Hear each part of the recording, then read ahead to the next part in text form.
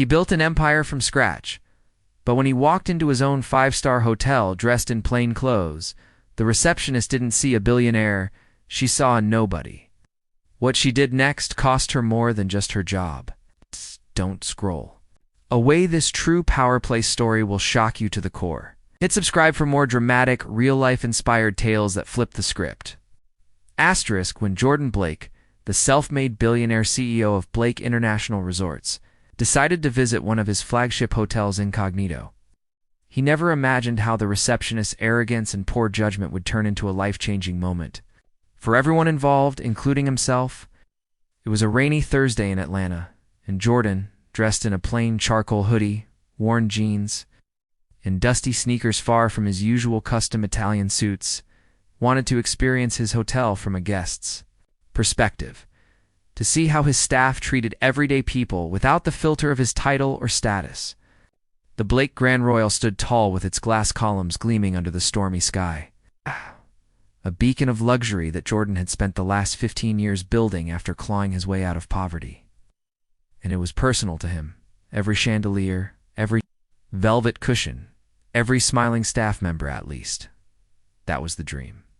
He walked into the lobby, soaking wet, dragging an old duffel bag with a broken zipper, and headed to the front desk, where a tall, perfectly polished receptionist named Kimberly barely glanced at him before wrinkling her nose. "Excuse me, sir," she said, her voice tight and mechanical. "Guests use the back entrance when they're wet like this." Jordan blinked, amused but silent. He handed over his ID, which clearly said Jordan, a Blake, but Kimberly never looked twice. She waved the ID in the air dramatically and smirked. "This is fake, right? You think pretending to be Mr. Blake is funny?" Jordan raised an eyebrow, calm but curious. "I'd like to book a room," he said, voice low. Kimberly scoffed, snapping her gum, and said, "Sir, this is a high-end property. The cheapest room starts at $1,500 a night." We don't do cash payments or walk-ins from. She looked him over at Drifters. Her colleague Jason, a trainee, nudged her nervously and whispered something, but she brushed him off. "I don't care if he looks familiar. This man's obviously trying to scam us." "Call security," she ordered, waving at the lobby guard.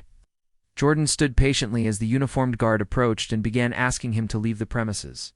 But before they could lay a hand on him, a sharply dressed man stepped off the elevator, Jeremiah, the regional manager, who froze mid-step when he saw Jordan. His face turned ghost white. He gasped, sprinting across the lobby. Kimberly turned in shock. "What?" she stuttered, her face draining of color. "Sir, you know him?" Jeremiah practically collapsed with apologies. "That is Jordan Blake, the owner of this entire hotel chain." Kimberly's mouth dropped open as if gravity had suddenly tripled. Her hands shook as she realized the man she'd mocked, insulted, and tried to have removed was her boss's boss's boss. Jordan said nothing at first. He just looked around at the no-silent lobby, at the curious eyes of guests and staff, at Kimberly's trembling form, and then slowly walked toward her. "You assumed I was a scammer because I looked." "How?" he asked, voice firm but quiet. "Because I walked in wet." "Because I wasn't wearing a suit," Kimberly stammered, tears forming. I thought. She couldn't finish. "Jason." "Stepped in, sir? I recognized you from the company newsletter, and I tried to tell her." Jordan held up a hand. "Cue Jason." Turning to Kimberly, he said, "Come with me." She followed in stunned silence as he led her, Jeremiah, and a few department heads into the nearest executive boardroom. For the next hour, Jordan listened not to her excuses, but to her heart. She admitted she had always judged people by appearance because, in her experience, those who looked poor brought trouble, a bias she developed after growing up in a rough neighborhood.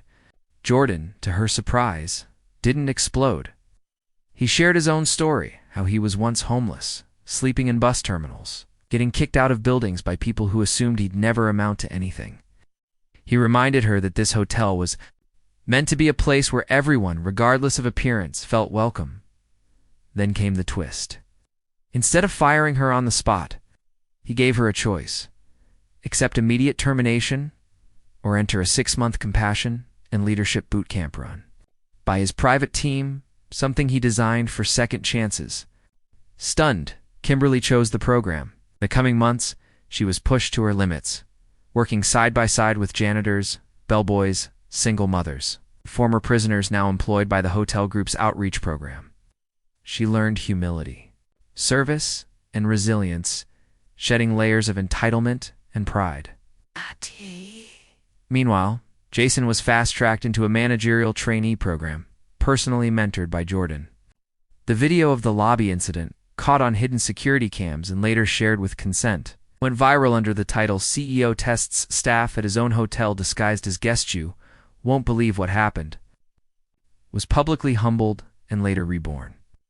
A year later, she stood at a staff conference beside Jordan, delivering a speech on prejudice and transformation.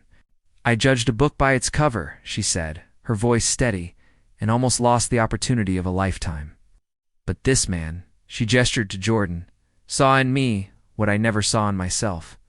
The crowd erupted in applause. That single mistake at the front desk had become the spark of her personal revolution. And Jordan's commitment to grace over punishment became a company legacy. From that moment forward, every Blake International employee was trained in the golden shifted code of ethics that reminded them to look deeper. Lead with empathy and remember that greatness often walks in quietly, wearing worn sneakers and a humble smile. Subscribe reminder * if you loved that twist-packed journey. Don't forget to subscribe for more real-life inspired drama that leaves you thinking, gasping, and coming back for more.